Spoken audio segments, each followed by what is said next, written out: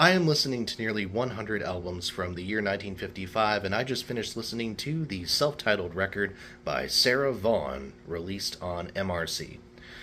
Sarah Vaughan, this record is undoubtedly, I think, her most famous record, and one of the most well known vocal jazz records of the 1950s for sure. Really remarkable month, April 1955, with both Sinatra's In the Wee Small Hours and this Sarah Vaughan record coming out within weeks of each other. But it's superb stuff. I've talked about Vaughan as a vocalist already. Again, deeply ingrained jazz vocalist in the sense that she is a singer who acts as a musician. When she sings, she is using her voice as an instrument in a very literal sense.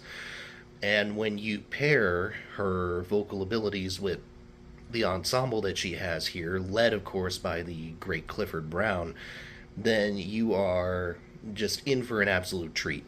Very similar in some ways to the Dinah Washington live record, Dinah Jams, that we talked about a little while ago. Very similar strengths, but in this case it's in a studio setting.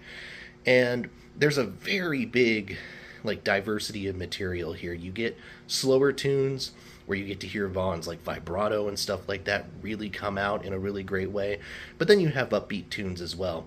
The opening track, Lullaby of Birdland, superb stuff. I love how there's the kind of trade-off of solos where Vaughan will do her scat singing thing, and then you'll have Herbie Mann come in, or Paul Quinichette come in, or of course Clifford Brown come in for a solo, and they're alternating back and forth. And that's what vocal jazz is about. And that's why it's important to differentiate what someone like Sarah Vaughan is doing versus what someone like Frank Sinatra is doing. They're both great, they're both phenomenal, but they're two very different things, I think. And they're operating in two different spheres of what jazz music and what standards music is. It's a superb album, and while I've not heard every Vaughan record yet, I would be surprised if anything else touches this for being her best. I think it is diverse. It showcases the most different aspects of her voice in the prime of its existence as well.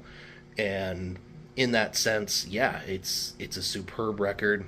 Again, I would say one of the best albums of 1955, one of the best vocal jazz records of the era.